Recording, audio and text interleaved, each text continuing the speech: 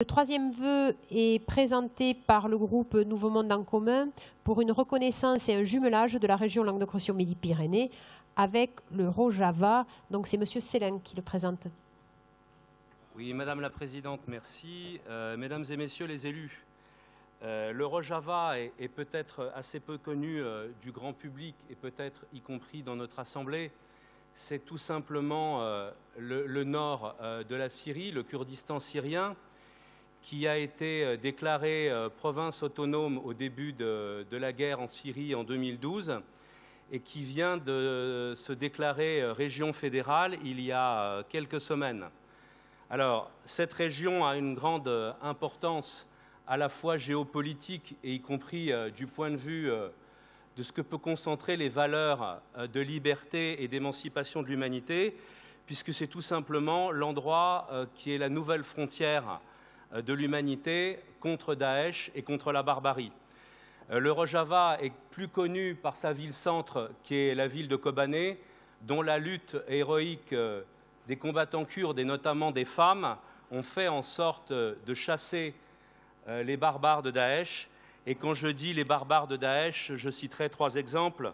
La question de l'esclavage sexuel des jeunes filles yézidis dès leur plus jeune âge, le massacre et la déportation des chrétiens d'Irak et la destruction du patrimoine culturel de l'humanité. Et bien évidemment, sur ces 3 questions-là, la population kurde a été à la hauteur en accueillant, malgré ses modestes moyens, ces personnes persécutées. Ainsi, le Rojava a été récemment reconnu par de nombreuses capitales internationales, notamment Paris, puisque le bureau international du Rojava a été ouvert le 23 mai. J'étais moi-même présent à cette inauguration en présence de Sinem Mohamed, la dirigeante du Rojava, puisque je voudrais aussi insister sur cette question-là.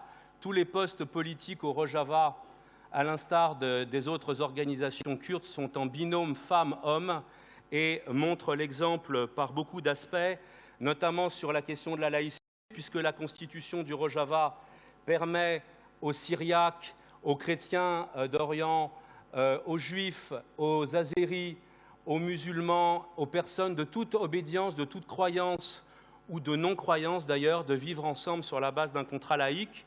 C'est aussi une constitution féministe, je l'ai indiqué. Je voudrais aussi indiquer que dans cette constitution, il y a le droit au divorce.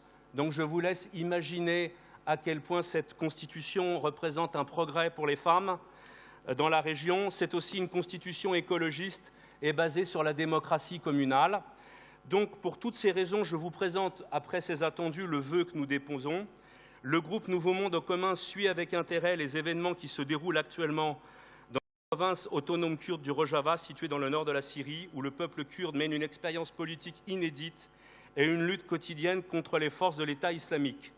Kobané, ville-centre du Rojava, a été une bataille emblématique contre Daesh, avec notamment la lutte des unités combattantes des femmes, YPJ.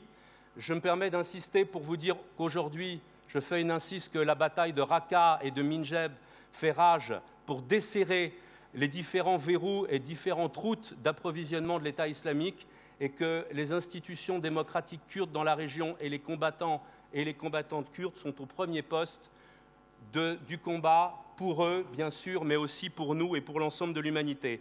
Ce territoire de 6 millions d'habitants a adopté une constitution très progressiste basée sur la démocratie communale, le féminisme, la laïcité et l'écologie. Cela représente un espoir pour la paix en Syrie et une alternative démocratique au Moyen-Orient. L'État français a permis l'ouverture le 23 mai 2016 d'une représentation officielle du Rojava en France.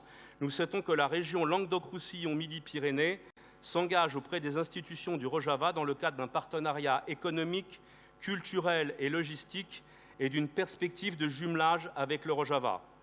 Cet acte fort de notre région serait un signe de notre volonté et de notre engagement pour la paix et l'humanité, après notre vœu sur les réfugiés adopté lors de l'Assemblée plénière de mai.